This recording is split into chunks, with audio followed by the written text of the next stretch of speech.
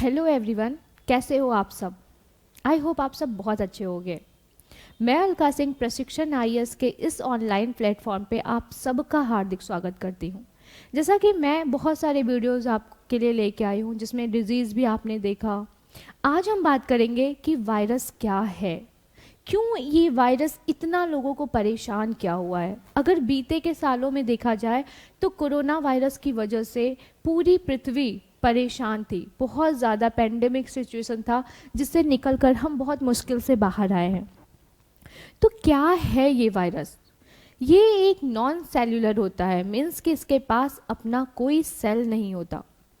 इस वायरस के पास सेल ना होने के बाद भी ये पूरी की पूरी पृथ्वी को परेशान करके रखा हुआ है। ये बहुत सारे रोगों को फैलाता है, जैसे कि कोल्ड, कोविड-19, herpes, chickenpox, mumps, measles या रुबेला। इस वायरस को जिंदा रहने के लिए एक होस्ट बॉडी की ज़रूरत होती है, मीन्स कि ये सिर्फ और सिर्फ होस्ट बॉडी के अंदर ही जिंदा रह सकता है।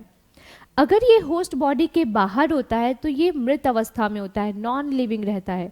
इसीलिए हम इसे कनेक्टिंग लिंक कहते हैं, किसके बीच की? लिविंग एंड नॉन लिविंग के बीच की।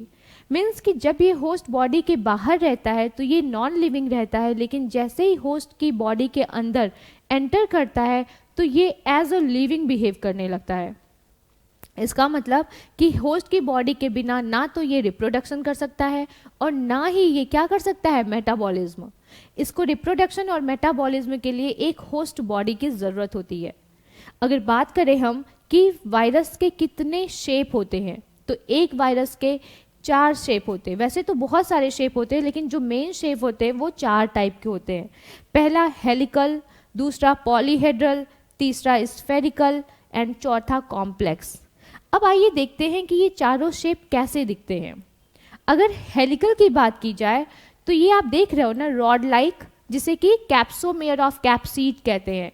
ये प्रोटीन और न्यूक्लिक एसिड का बना हुआ लेयर होता है और इसके अंदर होता है आरएनए।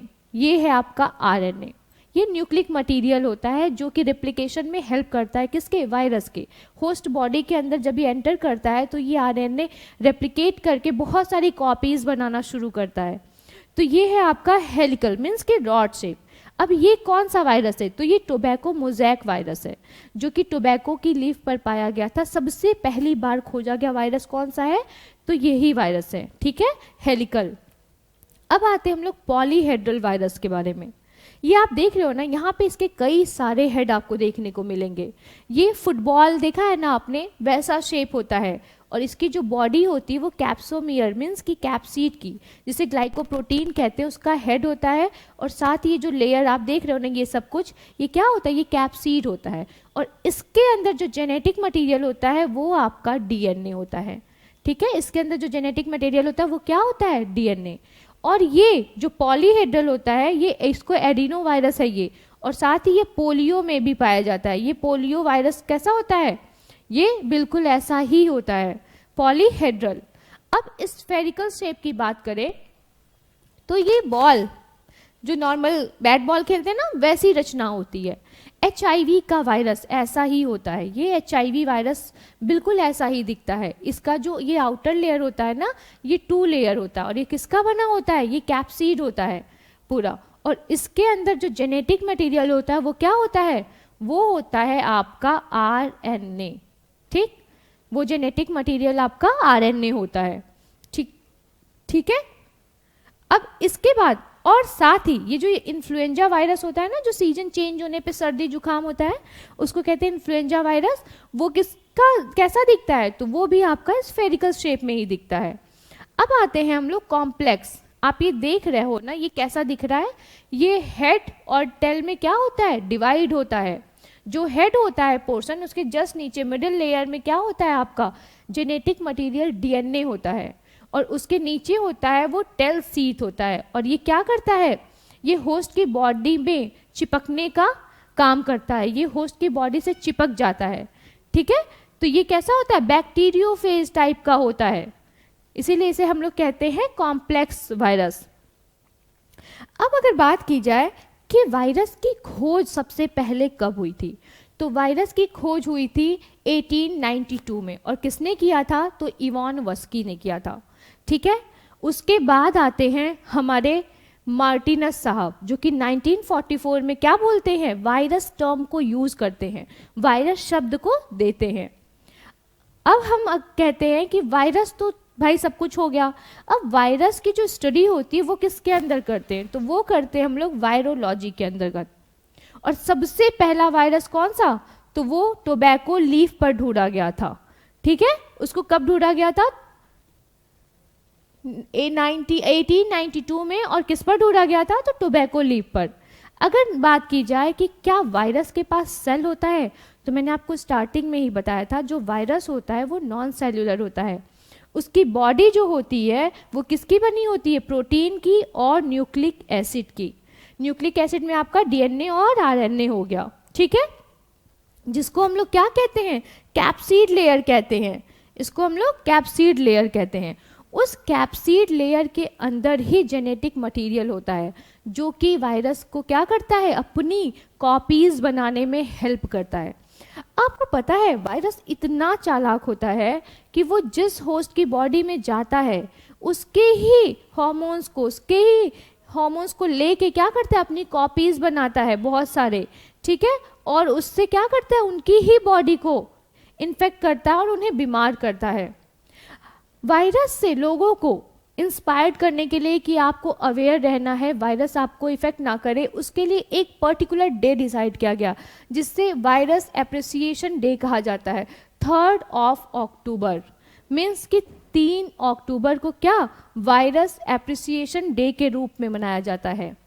ठीक है, अब बात करते हैं कि वायरस काम कैसे करता है। अगर एक वायरस है आपकी बॉडी में इंटर कर रहा है, उसके पहले तो वो नॉन लिविंग है, फिर ऐसा क्या होता है जो कि बॉडी में एंटर करते ही वो लिविंग हो जाता है। तो देखिए ये वायरस आप देख रहे हो ना, जब ये सेल से यहाँ पे आके चिपकता है तो ये सेल के अंदर एंटर करता है, और यहाँ पर देख रहे हो आप अपने आरएनए को क्या करता है? कंपाइल करता है उस सेल के न्यूक्लिक मटेरियल से। ठीक है, फिर अपनी कॉपीज बनाना शुरू करता है। यहाँ पे आप देख सकते हो कि कई सारे आरएनए कॉपीज बन गए हैं। फिर ये सेल से बाहर निकल के दूसरे सेल को क्या करता है? इन्फेक्ट करता है।